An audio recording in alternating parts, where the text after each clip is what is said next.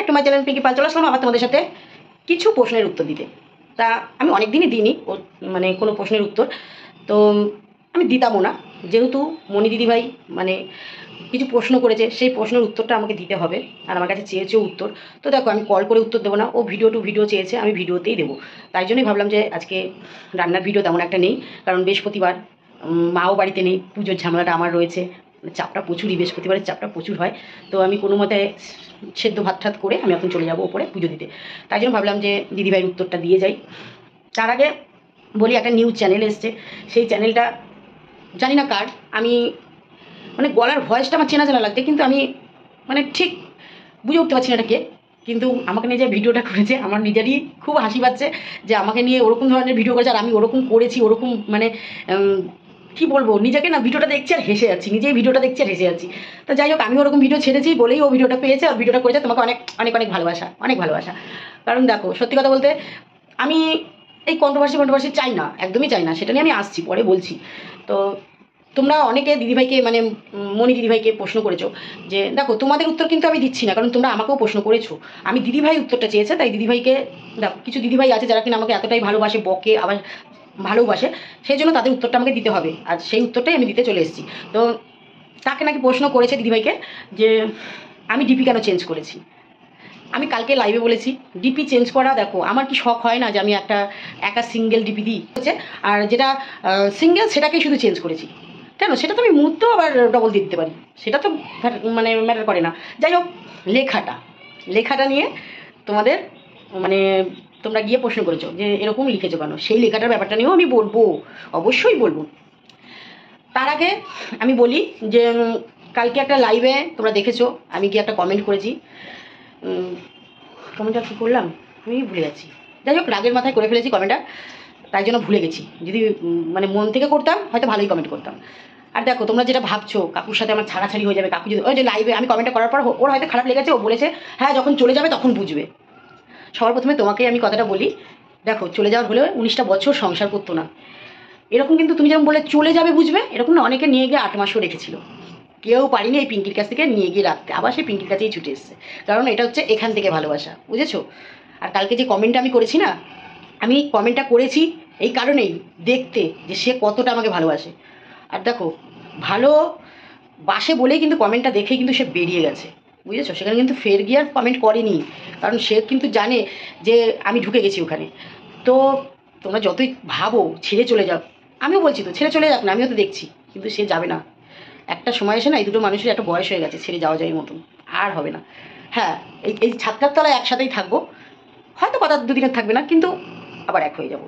তো ছাড়ো, ওইসব নিয়ে ভাবি না, ওইসব বলেও লাভ নেই, ওরকম অনেক উস্কেছে, অনেক উস্কেও কেউ কিছু করতে পারেনি, প্রচুর গেছে আজকে ওয়াইটিতে। তোমরা ধরো নতুন, 19টা বছর, অনেক এরকম আমার পেছনে, আমাদের দুজনের সংসার ভাঙার জন্য অনেকে অনেক কিছু করেছে, তাই জন্য কেউ পারেনি, অতএব ওটা নিয়ে আমি বেশি হেডেক করি না।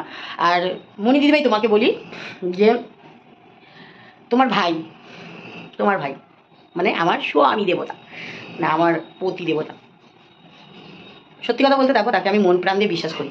ওই লোকে যে বলে না সন্দেহ করে, অবশ্যই একটা স্ত্রী তার স্বামীকে সন্দেহ করাটা এটা স্বাভাবিক নয়, একদম স্বাভাবিক। কারণ এই মহিলাটা হচ্ছে ঘর পোড়া গুরু, বুঝেছো, ওর তো ভয় হবেই, তাই জন্য সন্দেহ করি। আর সবসময় ভাবি কি যে দেখো, সত্যি কথা, আমি যেটা বলি সেটা ন্যায্য বলি, তোমাদের খারাপ লাগলেও তোমরা কমেন্ট করতে পারো। আমি আগেও কোনোদিনই তোমাদের কাকুর সাথে কাউকে কথা বলতে দিতাম না, ওপেন ক্যামেরায় বলছি, এটা যারা আগেও এসছে আমার বাড়িতে তারাও জানে, কাকুর নাম্বার আমি কাউকে দিতাম না। যে কথা বলার হতো সে আমার সাথে ফোন করে কনফারেন্সে কথা বলতো, কিন্তু আমি দিতাম না। ইদানিং অতিরিক্তই দেখছি এই ওয়াইটিতে সবার সাথে তোমাদের কাকু কথা, তোমার ভাই মানে সরি তোমার ভাই কথা বলছে। দেখো, আমি এই বেশি ফোনে কথা বলা, বেশি ফোনে হ্যাঁ যেন আমি এসব পছন্দ করি না, একদমই পছন্দ করি না। আর কেউ বলতে পারবে না ওই যে কালকে বললো না আমি ফোন করেছি, আমার ফোন কল লিস্টটা আমি দেখিয়ে দেবো, আমি কাউকে ফোন করি না। হ্যাঁ করি, হয়তো তুমি ফোন করলে আমি তোমাকে ব্যাক করি পরে গিয়ে, হয়তো আমার ননদ ফোন করলে তো আমি পরে গিয়ে ব্যাক করি, হয়তো আমার বোন ফোন করলে আমি পরে গিয়ে ব্যাক করি, ঠিক আছে, বা মুন ফোন করলে পরে গিয়ে ব্যাক করি, বা কোনো সময় সোমা যদি করে ফেলে ফোন আমি পরে ব্যাক করি, যেগুলো আমি দেখতে পাই না আমি পরে ব্যাক করে নিই। তো এখন আর সোমা ফোন করে না, আগে মাঝে মাঝে একটু করতো, কিন্তু তুমি মানে ধরিত্রী, তুমি কোনোদিনই আমাকে ফোন করেনি, বেকার বলে লাভ নেই, আমার কল লিস্টটা আছে, তুমি কোনোদিনই আমাকে ফোন করেনি। তুমি যে বলে দিলে রিমি বেরিয়েছিল ফোন করে, আমি বলেছিলাম, কোনোদিনই ফোন করেনি, সোমা ফোন করতো, ঠিক আছে। আর কি বলো তো, এতটাই বিশ্বাস করি না, ওই যে তুমি বললে না সন্দেহ, এতটাই বিশ্বাস করি তো তাই জন্য সারাদিন এই যে সকালবেলা খেয়ে চলে যায়, সারাদিন একটা কল না আসলেও না সেই সন্দেহটা করি না যে সেই মানুষটা ঘরে তো ফিরে আসবেই। তো তাই জন্য সেই সন্দেহটা করি না। কিন্তু হ্যাঁ, বেশি কারোর সাথে ফোনে কথা বলা, হ্যাঁ জানো, ওটা আমি পছন্দ করি না। ওটা মেয়েরও বন্ধ করেছি, আমি আমার স্বামীরও বন্ধ করবো। ওইটাতেই আমার রাগ, বুঝেছো? ওইটাতেই আমার রাগ। বাড়িতে আমি কারোর সাথে কথা বলতে দেখি না, বাড়ির বাইরে গেলে ওর কল লিস্টটা দেখলে বোঝা যাবে কাকে কাকে কখন কতবার ফোন করেছে, কারণ তার প্রমাণ তো ওই ম্যাডাম যখন এসেছিলো দিয়েই গেছে, সেই থেকে তো আমি বুঝে গেছি যে তার মানে বাড়ির বাইরে সবার সাথেই কল হয়। তো সেইগুলোই আমি বন্ধ করবো। আর দেখো, সেইগুলো বন্ধ করবো বলতে যারা কন্ট্রোভার্সি কন্টেন্ট ক্রিয়েটার তাদের জন্য, ভিউয়ার্সদের জন্য নয়। কিন্তু ভিউয়ার্সরা যারা ভালোবাসে তাদের জন্য একদমই নয়, কারণ তাদের কোনো চ্যানেল নেই, তারা ভালোবেসে নাম্বার নিয়েছে, ভালোবেসে খোঁজখবর নেয়, তাদের জন্য। আমি কন্টেন্ট ক্রিয়েটারদের জন্য নয়, কারণ তাদেরকে আমি সত্যি কথা এতটাই ভয় পাই, তাদের যে একটা মন খুলে কথা বলবো তারা রেকর্ড অন করে রেখে দেবে। আজকে তোমার সাথে খাতির আছে, কালকে নাও থাকতে পারে, কারণ সবই কন্টেন্ট ক্রিয়েটার বাবা। কন্টেন্টের জন্য এইখানে আমি বুঝে গেছি ভালোবাসা বলে কিছু নেই। তো আজ হয়তো আমার বরের সাথে গল্প হচ্ছে, কাল হয়তো নাও হতে পারে, হয়তো পিঙ্কি পাল ঢাল হয়ে দাঁড়াবে, তখন আর হবে না, তখন হয়তো তপন পালের বদনাম করতে শুরু করবে। তাই আগে আমি না সরিয়ে দেওয়ারই চেষ্টা করছি। আমি ওপেন বলে দিলাম, কারণ আমি চাই না আমার স্বামী কারোর সাথে বেশি কথা বলুক। আমি চাই যে মানুষটা বাড়ি থেকে খেয়ে যাচ্ছে সুস্থভাবে কাজ করে বাড়িতে ফিরে আসবে, বাস এইটুকুই। ছেলেদের কর্ম যেন সেটাই করবে। তো সেখানে দাঁড়িয়ে একটা বইয়ের তো রাগ হতেই পারে না। আজকে ফোনটা নিয়ে দেখো না কল লিস্টে, যে 1 মাসের মধ্যে আমাকে কটা কল করেছে। সারাদিনে চলে যায়, সারাদিন পরে বাড়ি দুপুরবেলায় হয়, যেদিন খেতে আসলো, যেদিন না আসলো সেদিন রাতে আসলো, একটা কল বউকে করে না। কিন্তু দেখো গিয়ে ওই কল লিস্টে সবার কল রয়েছে, সবাইকে কল করে, সবাই ওকে কল করে, কিন্তু আমাকে মনের ভুলেও কল করে না। তো সেখানে দাঁড়িয়ে তো একটা বইয়ের কষ্ট হবেই। তো সেই কষ্টতে হয়তো কথা বলি না, সেই কষ্টতে হয়তো রাগ করে কিছু লিখেছি। হ্যাঁ, আবারও আরেকটা কথা আছে, সেটাও বলবো। তো এগুলো সবই কিন্তু মনি দিদিভাইয়ের প্রশ্নের উত্তর, ঠিক আছে? তার মধ্যে কিছু ঢুকে যাচ্ছে, সেটাই বলছি। এবার ভালোবাসাটা যে তার জন্য বিচ্ছেদ হয়ে যাবে সেটা নয় কিন্তু। 8 মাস আলাদা থেকেও যদি একসাথে থাকতে পারি, আর তো 1 সপ্তাহ 15 দিন, এটা কোনো ব্যাপারই না। আর এবার আসছি বাবা মেয়ের সম্পর্কটা নিয়ে, তাই তো? হ্যাঁ, এটা হয়তো আমি বুঝতে একটু দেরি করেছি। এক গাছের ছাল এক গাছে হয় না, এটা স্বাভাবিক, এটা স্বাভাবিক। আমিও বুঝতে ভুল করেছি। তো আমি চেষ্টা করছি মেয়েকে মেয়ের মতন রাখার, স্বামীকে স্বামীর মতন রাখার। কারণ আমি প্রথমে ভেবেছিলাম যেদিন ওই ম্যাডামের কাছ থেকে ফিরে আসলাম, ভেবেছিলাম হয়তো দুজনে মিলে ভালোবাসা দিয়ে মেয়েটাকে সব কিছু ভুলিয়ে রাখতে পারবো। কিন্তু সেখানে যখন দেখছি না, একতরফা ভালোবাসা, মানে আমি দেবো, তাহলে আমি আমার মেয়েকে ভালোবাসাটা দিই, আমাকে স্বামীর মতন দিচ্ছি, মেয়েকে মেয়ের মতন। তো স্বামী যদি এবার সেটা অপছন্দ হয়, কি মেয়ের অপছন্দ হয়, সেখানে তো আমার কিছু করার নেই না, আমাকে তো দুজনকে সামলে নিয়েই চলতে হবে। তো এই কারণেই আমি ক্যাপশনটা দিয়েছিলাম যে কেউ না থাকুক, আমি আছি। আর এটা তো স্বাভাবিক। এটা ধরো এতদিন বুঝিনি, ওয়াইডিতে এসে তো বুঝছি যে এক গাছের ছাড়া এক গাছে হয় না, কারণ আমি দুদিক দিয়েই বুঝতে পারছি। তো সেই জায়গা থেকে আর আমি কিছু সেরকম বলতে চাই না। আর একটা কথাই বলবো, তোমরা জানি না ভুল বুঝবে কি ঠিক বুঝবে, আমার যেটা মনে আসে আমি সেটা বলে দিই। আমার মনে এসেছিলো, কালকে আমি গিয়ে লাইভে বলেছি, দেখো ভালোবাসে বলেই কিন্তু সে বেরিয়ে গেছে, আবারও বলছি। নাহলে কিন্তু সে ওখানে আরও 5টা কমেন্ট করতে পারতো বা আড্ডা মারতে পারতো। সেখানে কিন্তু ভালো আড্ডা চলছিল না, একদমই চলছিল না। কারণ ওখানে কিন্তু আমি বসেছিলাম, লাস্টে গিয়ে বাধ্য হয়ে কমেন্ট করেছি। কারণ ওখানে যে আড্ডাগুলো চলছিল সেগুলো কন্ট্রোভার্সি আড্ডা চলছিল। আমি আর কন্ট্রোভার্সি চাই না, কারণ আমার মেয়েটাকে আমার বাঁচতে দিতে হবে। আমার মেয়েটাকে নিয়ে কেউ কন্টেন্ট বানাবে না, আর আমার মেয়েটাকে নিয়ে কেউ আমার মেয়েকে উচ্চারণ করে কোনো ভিডিও করবে না, কারণ ওকে ওর মতন স্বাভাবিক জীবনে আমি ফিরিয়ে আনার জন্য অনেক চেষ্টা করছি।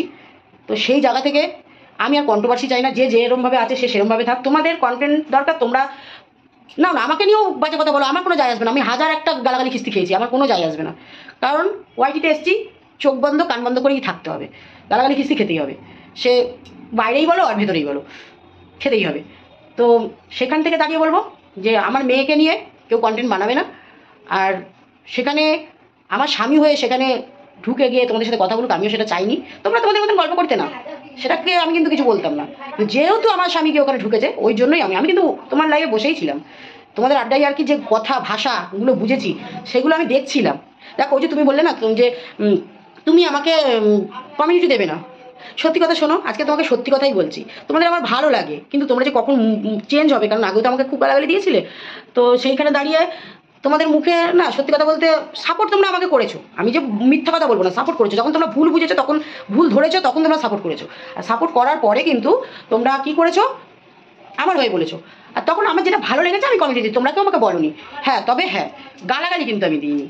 গালাগালি আমি যেই গালাগালির ভিডিওগুলো তুমি করেছো বা তোমরা করেছো, আমি সেগুলো কিন্তু দিইনি। তার জন্য হয়তো তোমাদের কোনো জায়গায় গিয়ে খারাপ লেগেছে যে তোমাদের কমিউনিটি আমি দিইনি, কিছু কিছু দিয়েছি কিছু কিছু দিইনি, হ্যাঁ সেটা লাগতেই পারে, কারণ আমি গালাগালি পছন্দ করি না। গালাগালি যে আমি দিতে পারি না তা নয়, গালাগালি কিন্তু সবাই পারে, সবাই পারে, কিন্তু একটা সম্মানের ব্যাপার আছে তো ওয়াইটিতে, যে আমি এই ভাষায় এখানে কথা বলবো না, সেই জন্য আমি নিজেও কমিউনিটিতে কোনো সময় ওরকম দিইনি, আর আমি নিজেও বলিনি।